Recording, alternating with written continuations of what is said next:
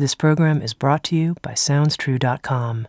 At SoundsTrue.com, you can find hundreds of downloadable audio learning programs, plus books, music, videos, and online courses and events. At SoundsTrue.com, we think of ourselves as a trusted partner on the spiritual journey, offering diverse, in-depth, and life-changing wisdom. SoundsTrue.com. Many voices, one journey.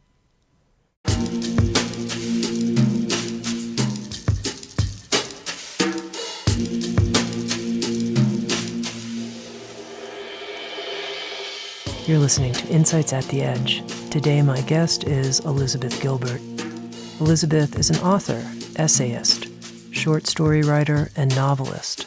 In 2006, she wrote her landmark memoir, Eat, Pray, Love, which spent 199 weeks on the New York Times bestseller list and sold over 10 million copies worldwide. Her latest novel, The Signature of All Things, is a sprawling tale of 19th century botanical exploration. Oprah Magazine named it the novel of a lifetime. Elizabeth Gilbert is a featured presenter at SoundsTrue's 2014 Wake Up Festival. She'll be speaking on the topic of big magic, thoughts on creative living. The Wake Up Festival takes place August 20th through the 24th in Estes Park, Colorado. You can go to www.wakeupfestival.com for more information. In this episode of Insights at the Edge, Elizabeth and I spoke about creativity as a joyful and pleasurable pursuit versus the myth of the tortured artist. We talked about how ideas can be like animated beings with whom we choose and are chosen to collaborate. We also talked about what Elizabeth has trust in, and yes, what is her current edge. Here's my conversation with Liz Gilbert.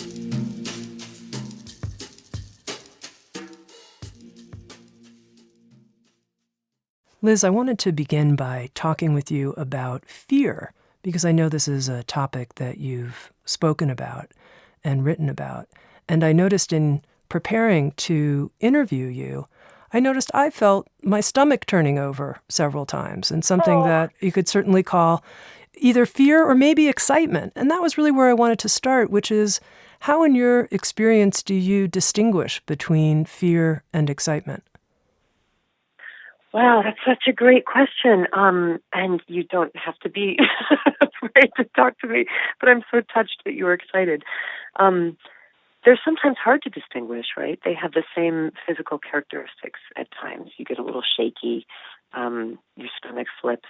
I know in my own life that it tends to be fear is a sort of propellant, right? And so is excitement. The difference is I think that fear tends to make me want to run in the opposite direction, and excitement makes me want to run toward the thing. So I think it's more of a navigational question. Do you want to get away from this, or are you trying to get closer to it? And that's probably the way that I distinguish it. I think creatively speaking, I've learned to make friends with fear over the years in ways that I haven't quite yet been able to in other emotional realms of my life. But I've been able to recognize that creativity and fear are sort of conjoined twins. And I think that sometimes we murder our creativity because we really want to kill our fear.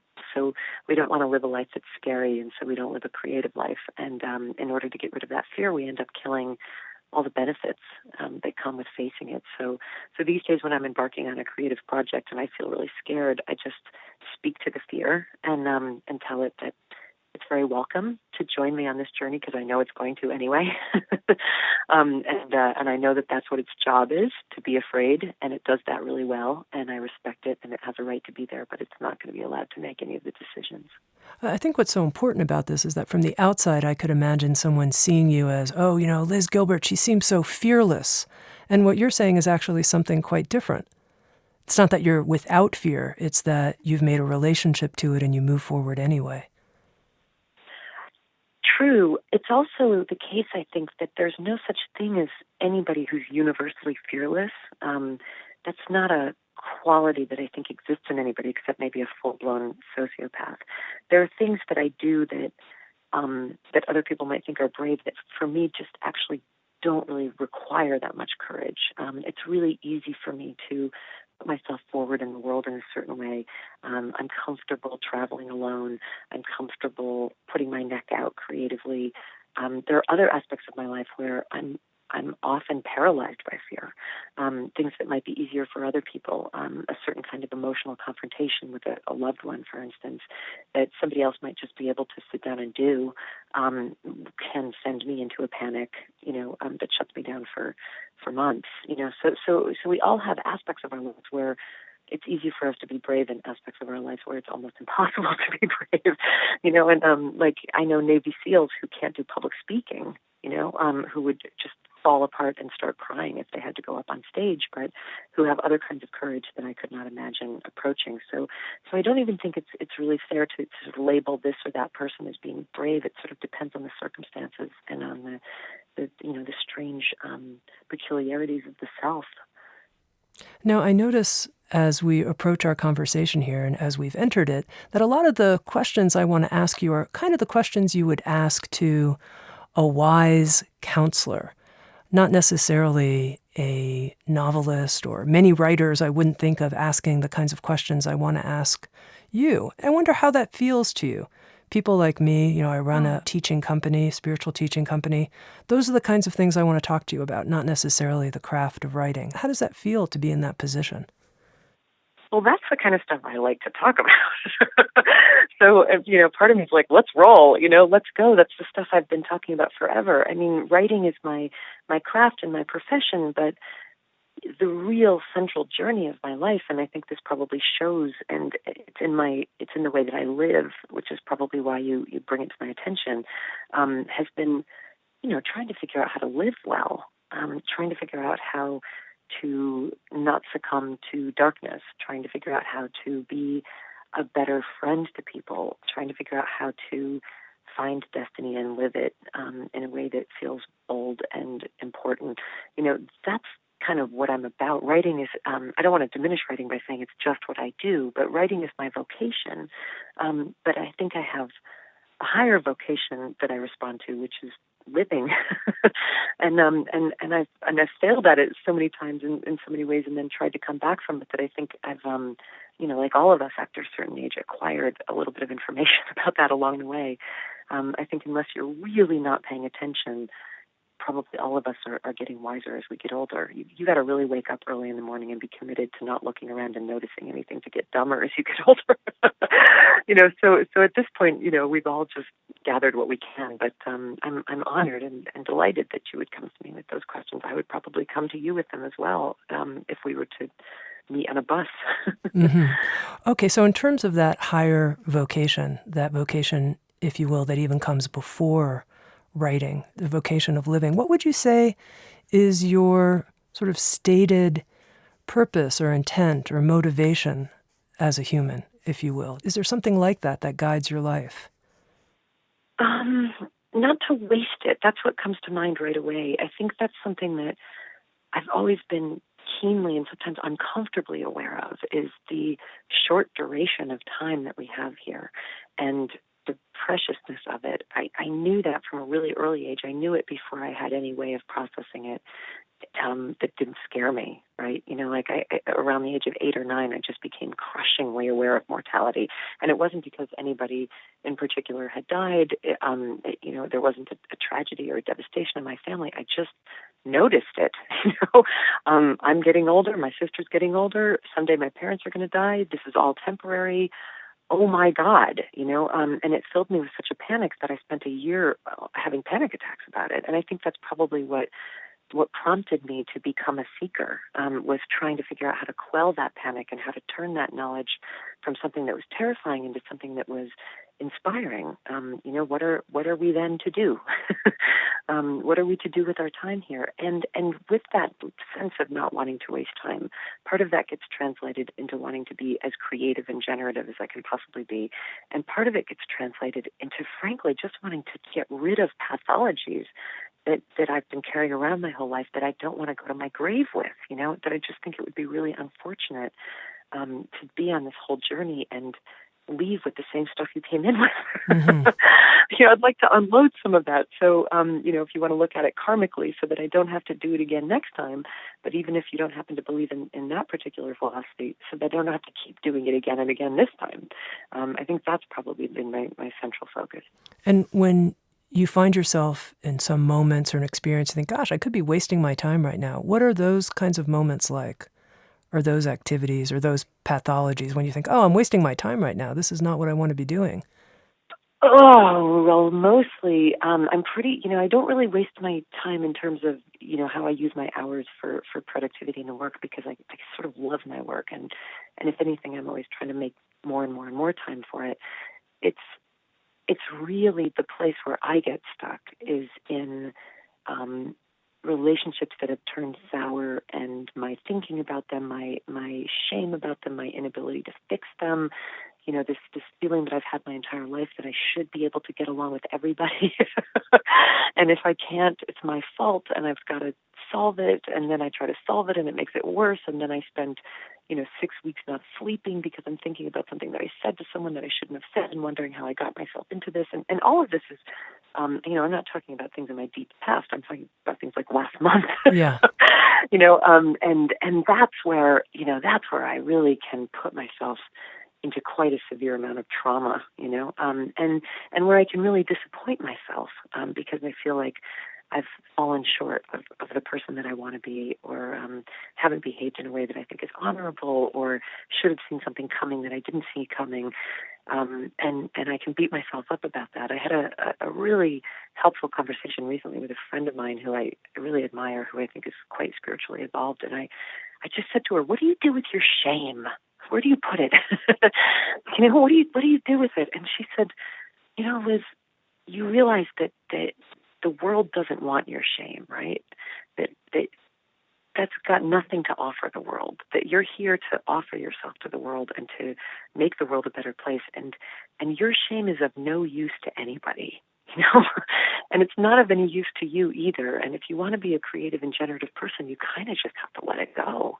And that seems like sort of spirituality 101, but it struck me as a great and important revelation. How does prayer work into your life now, at this point in your life?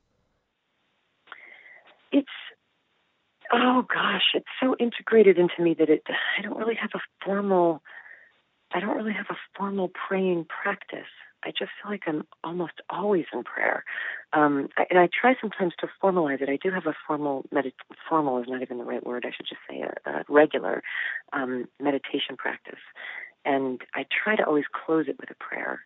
But I'm a little bit with Annie Lamott on this, that the only two prayers that have ever existed are help me, help me, help me, and thank you, thank you, thank you. And it does seem to come down to that, whatever prayer I'm closing off my meditation with at the end of the day tends to be one of those.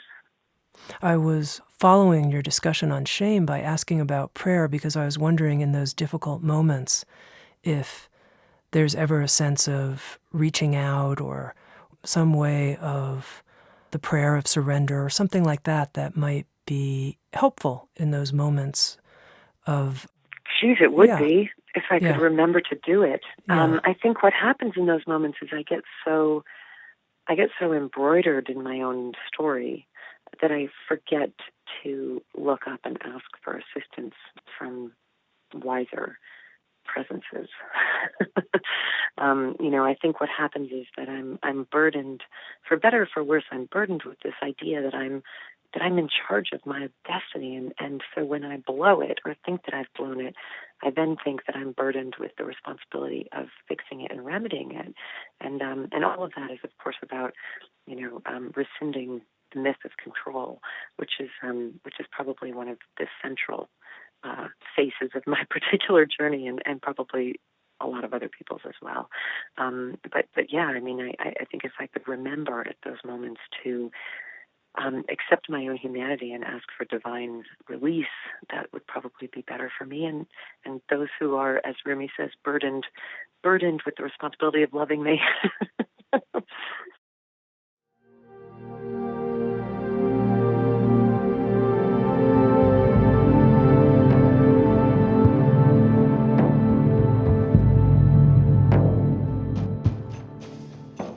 You're listening to Insights at the Edge, produced by Sounds True.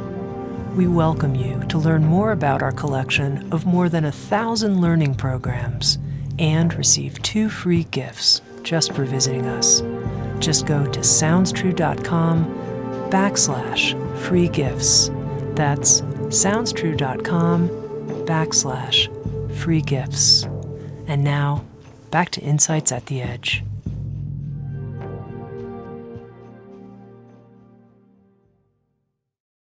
Now, at the Wake Up Festival, and again, thank you for coming to Sounds True's Wake Up Festival in August of this year, you'll be talking on a subject called Big Magic. And I wanted to hear a little bit about your choice to use this word magic and what you mean by that. Well, I'll be talking about my own creative path and my own creative philosophies, which I have essentially reduced down to those 2 words, to big magic. And I think there's a lot of healing that needs to be done in Western civilization right now around the question of creativity and artistry. We have really toxically imbibed a lot of pretty bad thinking around this subject, mostly inherited from 19th century German romantics. We are still, as creative people, a society that is pretty much defined by the model set by 19th century German romantics, which is to say that if your art is not destroying you and everyone around you, then you are not doing it right. And it is incredible how deeply that's ingrained in our thinking about creativity.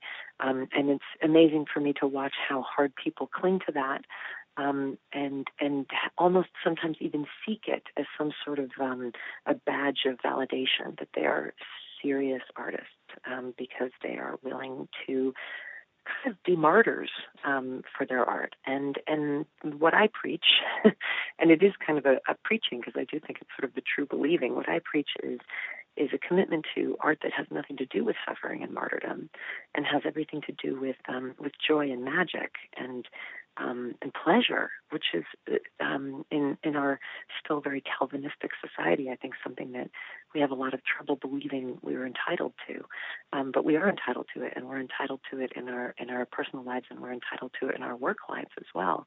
And there are ways to access it, and I think for me, the most moving way to access it is to think of my creative life as a collaboration between one human's efforts, and that would be me, and the divine mystery of inspiration, and that would be the big question mark, which I've encountered many times in my life, and which I work with. I spend my work days in collaboration with that mystery.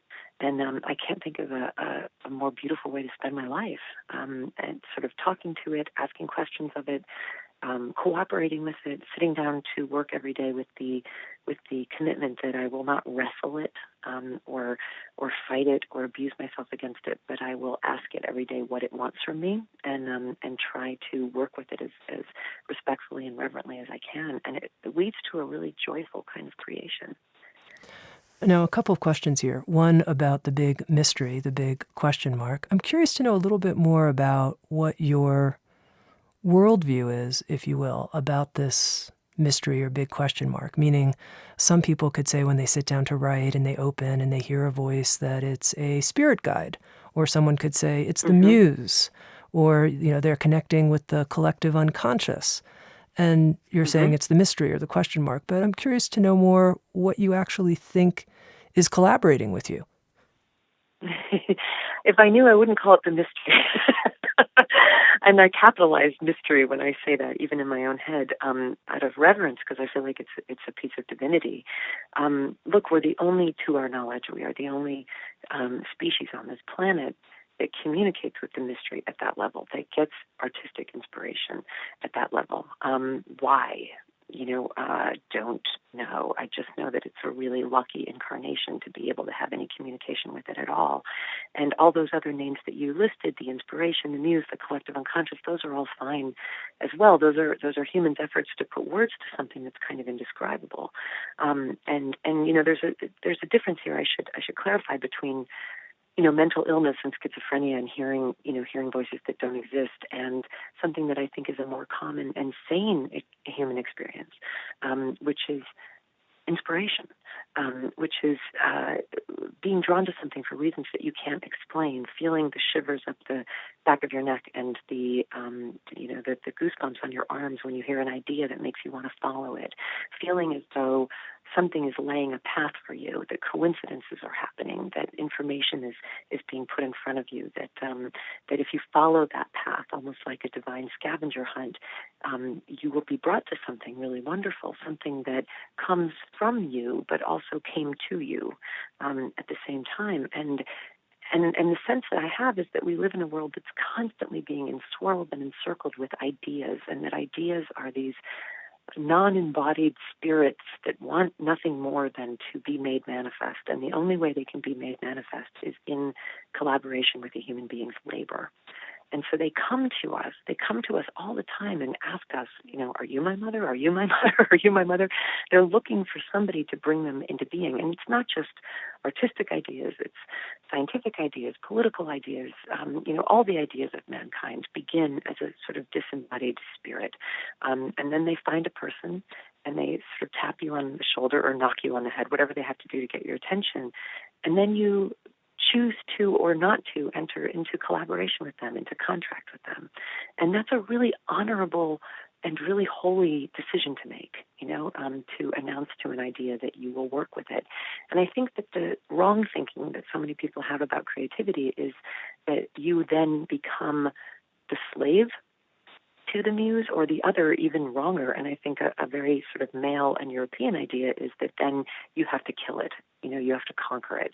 So we have these weird ideas about dominance and submission around the questions of creativity, that either, it's dominating you or you're dominating it. And in reality, it's neither. It's a partnership. That seems very clear to me, or it should be. In its healthiest manifestation, it's a partnership. And so when I get blocked and when I get troubled, or I feel like I've lost my way in a book and I don't know my way around it, I've learned that instead of getting enraged or self-pitying, instead of fighting against it, I remind myself that the idea has absolutely nothing to gain by tormenting me. It's not trying to torment me. It won't be made manifest if it's tormenting me. All it's trying is to come into being. It's trying as hard as it can. It's trying to get my attention. I'm not quite listening carefully enough. The answer is there if I'm patient, if I keep up my side of the bargain, which is to show up for work every day with an open heart. We'll find our way through it together. It's like any other relationship. You can't dominate or be dominated in a healthy relationship. So that's what I believe, and that's what I live, and so that's what I like to talk about, because I feel like I know it from such an intimate place. As you talk about ideas, it's almost as if they're animated beings. They're beings with life. I don't think most people think about ideas like that. But what else are they? Because they come to us. I mean, even the most rational, pragmatic kind of quotidian thinker who had an idea would say, an idea came to me. We all know that feeling of something coming to us externally. It's like a visitation of some sort. And it seems to have a consciousness. It seems to have a desire. And I've also seen that it has a will where an idea will come to you, and if you don't enter into contract with it, and if you don't do your part of it, which is to work really, really, really hard, because I certainly don't believe in people sitting around and waiting for the muse. I think the muse rewards people who are at their desk at 6 o'clock every morning. That's certainly what I've found. I mean, that's your job, is to honor it by putting the full intent of your labor behind it. But if you don't, I've seen the idea bounce, move from you to another person. We've all had that experience where we had an idea and we didn't take it up on it. And a few years later, we see that somebody else made it manifest. It's not, you can't blame the idea. It only has one impulse, and that is to be born. And it will be born through whoever it can find who will birth it. And when ideas come to me, I try to keep them with me by talking to them and letting them know you came to the right place. We're going to do this together. Stay with me. We're going to get through this. And it's a really beautiful and very holy encounter. Has an inspiration or an idea ever come to you and you've thought, this one is asking too much change, too much risk. This one, no. it's not that it feels like too much risk. It's that sometimes I feel like it knocked on the wrong door. Okay. And I'll just say to it, like, I'm really super honored that you knocked on my door, but actually that you should go talk to Malcolm Gladwell. Or you should go talk to Barbara Kingsolver. I would love to read this book that you've come to me with, but I know that I'm not the person to write it. And I think I think that's a knowledge that you can only get from experience, right? I think in your youth, you sort of cast about trying everything. And ideas probably attack young people more because we're susceptible and we're open. And I think as you get older, you get more discriminating about knowing what your capacity is. And so sometimes what does happen to me is that I'll have two rival ideas vying for my attention.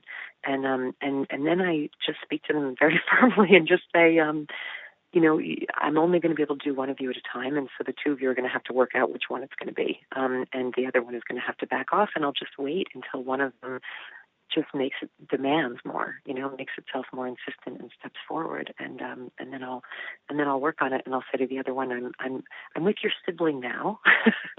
There's a sort of parental thing to it too, like we're one at a time, and otherwise you can get bogged down in trying to do 27 things at once.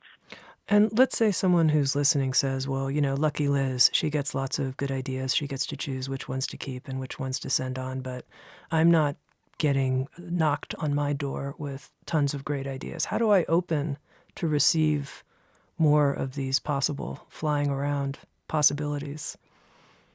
Well, I would have to ask how hard you're looking for them. Are you letting them know that you're really available? You have to be very careful not to. I mean, this is sort of true of all good things in life. There's a passivity that we can fall into, where we're just sort of like, well, nothing good is happening to me. Lucky you, all this great stuff is happening to you. Nothing good is happening to me. What are you seeking? What are you looking for? What are you asking for? And I think sometimes too people get confused because they're looking for passion, right? Because we keep being told that we should be living passionate lives, and I'm guilty of this as well because I get excited by passion. But I think sometimes that can be daunting to people where they just feel like to have somebody keep telling them, follow your passion, when they don't even really know if they have one, is sort of like having somebody brag about being multi-orgasmic. You're like, oh, great, but, that's never happened to me. I think passion is the sort of big burning tower of flame in the desert. You'll know it when you feel it. If that should ever happen to you, it's sort of like a big love story. But what I try to encourage people to do is to sort of forget about passion and focus instead on leading a life that's based in curiosity, because curiosity is so much easier to access than passion. You may not know if you have a burning life's passion, but you're probably curious about some stuff if you're awake at all, right? Like there's something in the world that kind of interests you, that a little bit makes you want to turn your head a quarter of an inch, that sort of catches your ear, that sort of catches your eye. That's where the inspiration and the ideas are sort of hiding like fairies off in the corner. And so what I tell people is, don't worry about finding your passion. Just look around today and ask yourself if there's absolutely anything you can find in the world that you feel even like 1% curious about, and then follow it. Like make the effort to turn your head more than a quarter of an inch, see what it is, examine it, and then find the next thing and the next thing. And that trail of pursuing your curiosity very loyally with a kind of discipline, knowing that your curiosity will eventually take you to your destiny, I think that's where you find your passion. Eventually it will lead you there. Now, when we started talking about big magic, you said that you were on a campaign, if you will, I think you used the word preaching, about how artistry doesn't have to be connected with suffering and pain, etc. And yet, Eat, Pray, Love was a book, your most popular book, that did come out of a painful struggle that you were going through post-divorce, etc. So what do you make of that your most popular work to date did come out of pain? It wasn't written in pain. I think when I talk about the creative process is more about the process itself and less about the subject. I don't mean that every subject that we should write about should be butterflies and flowers. Life is difficult and we struggle, and processing that struggle hurts, and articulating that struggle is important. So I'm not really so much concerned about the subject matter of what people choose to create in their art. I'm concerned about the way they engage with the actual creative process. So I went through a lot of pain during my divorce, during my depression, and through that pain I got the inspiration to go on this journey and write this book. When it came time to write the book, I wasn't fighting with the book. Does that make sense? I was writing about things that had happened to me that were painful, but I wasn't in war against my creative self. I mean, the best example I can give of this is that I recently finished writing my new novel, and I really, really, really enjoyed working on it, even though there's some really dark stuff in that book, but I enjoyed the process of writing the book. And I said to a friend of mine who's also a novelist, I've never had more pleasure in my life than I had crafting this book for 4 years of my life. And he said, I would never publish a book that I enjoyed writing. And I said, why? And he said, I wouldn't trust that it was any good. That's what I'm fighting against, right? This idea that there's this distrust of pleasure, a distrust of love. I just found that so heartbreaking. I thought, so the only thing you trust is your suffering process. This is somebody who really bangs his head against his writing. And I just thought, my God, you're so addicted to this idea of being the serious, struggling artist that it wouldn't even occur to you to write something that you loved writing, which means that you're denying us the product of love. When you write your books, and what you're giving us is just the product of pain. That clarification is helpful. It leads me to this question I wanted to ask you about your own threshold for fabulosity, if you will, or goodness. And I was thinking here, Eat, Pray, Love, such a successful book. You're in what appears to be a deep and meaningful marriage relationship. Your threshold for success, you're going on an 8-city tour with Oprah this fall, that I'm wondering if you hit at any point in time some type of nourishment barrier, if you will. Like, can I really experience this much fabulosity? How do you do it? Does it challenge you in some way? I like the idea of I completely understand what you mean, and I think there's two things that come to mind to answer that. One is that there was a period around 2008, 2009. Eat, Pray, Love came out in 2006, and it went feral in 2007, 2008, and by 2009, I had reached a point where I sort of physically and emotionally could no longer go out in public and be that person for everybody, because I couldn't replenish my spirit as much as I was giving out. So I took a break, and I stayed home for almost a year, and I didn't even write. I just gardened. So I think I needed to get back kind of into the soil in a very, I had to get my hands dirty. I had to be growing things that had nothing to do with books and words. It was really restorative, and at the end of that, I was able to write a new book and sort of go back into the world again in a different way. And I'm more careful now about sort of just managing how much of myself I put out there and making sure that I'm refilling that well in the ways that do restore me. So I haven't had an experience like that again. That was I don't think I ever will, because that was kind of like ground zero of the whole thing. But I'll tell you how I ended up processing the whole Eat, Pray, Love fabulosity thing. I realized pretty early on that I wasn't going to be able to. It was too big. It was just too off the charts. It was nobody would ever have expected that. I would have never expected it. They made a movie with Julia Roberts, and all this stuff is just it just got so huge. And so I just thought, you know what, I'm not even going to try to process it. I think I'll just watch it like it's a kind of amazing parade that's going on just outside my house. All day long and all night long. But I'm not going to try to join that parade because I think I'll just get swallowed up by it. So the sense that I had during the whole thing was I was in my house doing laundry, washing dishes, and looking out the window every once in a while at this parade that was still going by. And I was like, oh my God, that parade is still going by. That is amazing. And then I would go back to my tasks. So I just kind of didn't even, that's still how I feel about it. I spend most of my life kind of in my own tasks and my own pace, and then every once in a while I look up and I'm like, whoa, that carnival is still there. And then I go back to myself. if that makes sense. It does. It does seem, though, that you must have a large capacity for pleasure, for success, for financial success, for all of that, that something in your being can be that expansive to allow that. That's a good point. I heard that the writer Junot Diaz, who wrote Drown and the Brief Wondrous Life of Oscar Wilde, who's a tremendous writer, he had a almost 10-year dry spell after his first book that was so beautifully received and so beloved. And he said later in an interview, there was nothing in my life that had prepared me for being loved as much as I was loved after I wrote this book, and it just made me shut down. And it broke my heart to hear that. I thought it was a really honest and searching and sad commentary, and he had to do some probably pretty serious spiritual and psychological work to be restored from the love overload, which seems like something that wouldn't harm somebody, but of course we see instances of that happening in people's lives all the time. I think I'm blessed enough to sort of feel the opposite, that, everything in my life prepared me for that.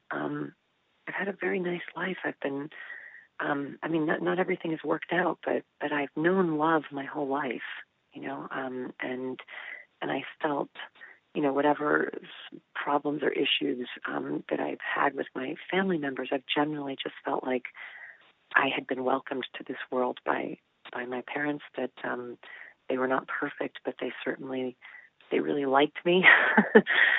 They liked having me around. I was not an intruder into their life. I think that sort of fundamental sense in childhood that I was allowed to be here and I was supposed to be here, and they were happy that I was here, is where you find your footing, I think, in the world. And so I think that made it easier for me to accept good fortune. I know it seems so strange to say that you have to learn how to prepare to accept good fortune, but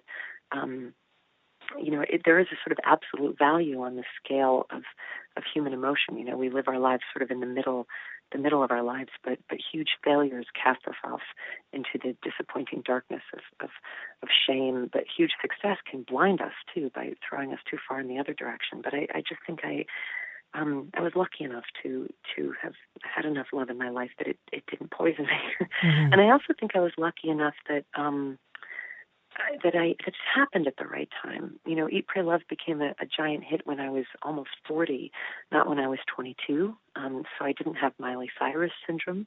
I already had been through enough of life to sort of know by that point who I was, and more importantly, who I wasn't. It happened when I was in my good, solid, supportive marriage, not when I was in my youthful, irresponsible marriage. It happened when I'd already been through years of therapy, when I'd already been on my spiritual journey. So when people say to me, it must be so crazy, everything that happened after Eat, Pray, Love, I always think, no, all the crazy was before Eat, Pray, Love. The good part was after. Mm-hmm. Okay, Liz, I just have two final questions for you. The Sure. first one is, to live in this big magic way with a collaboration with the mystery, it seems like you need to have a lot of trust, or someone could even say faith.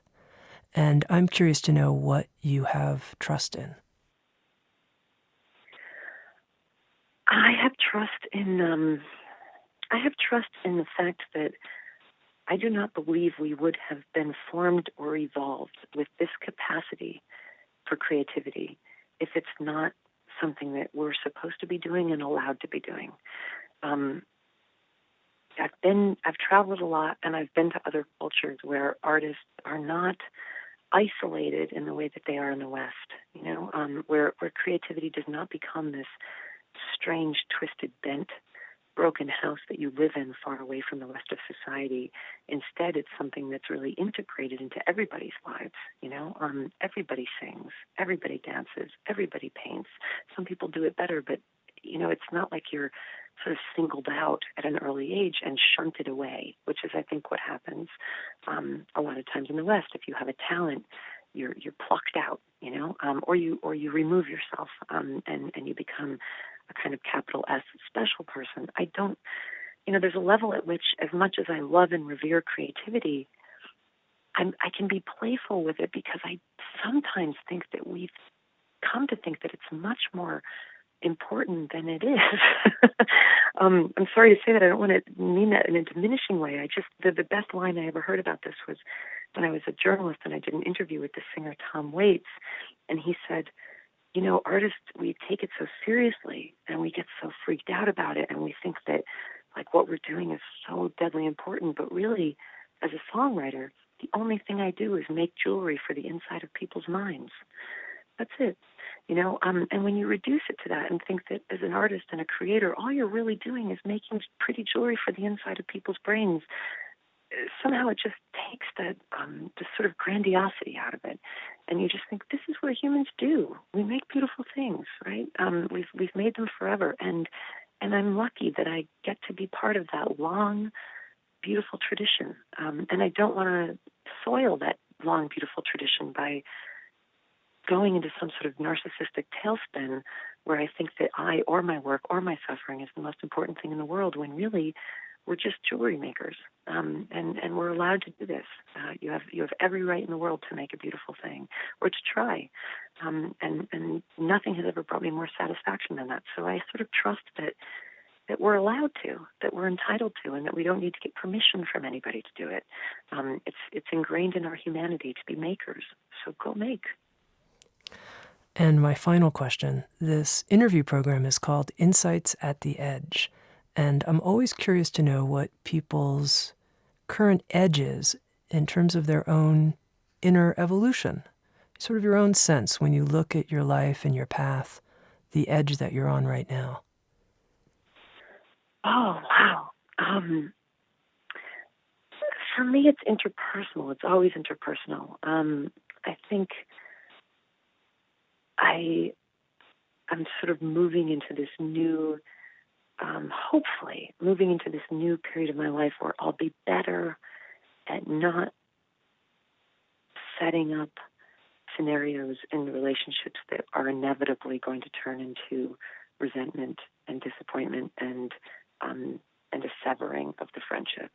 I'm a really intense person, and I've generally created really intense relationships my whole life, and sometimes those are really satisfying, and sometimes they can become a little bit crushing over time. So I think that in a weird way, my edge right now is sort of backing off from that edge, and learning how to be a little less codependent, a little less enabling, a little less over-involved in the lives of the people that I love, and trusting. I mean, going back to the question of trusting to sort of sometimes just let the story play itself out without me feeling like I have to be in charge of the story at all times. I think that will be a great source of peace in times to come for both me and people in my life, I hope. I've been speaking with Elizabeth Gilbert. Liz, thank you so much for the conversation and for coming to Sounds True's 2014 Wake Up Festival. Thank you. I'm really happy. It was fun talking to you, and I'm really looking forward to the event. Liz will be speaking about Big Magic, thoughts on creative living, and the Wake Up Festival takes place August 20th to the 24th in Estes Park, Colorado. www.wakeupfestival.com for more information. SoundsTrue.com. Many voices, one journey. Thanks for listening.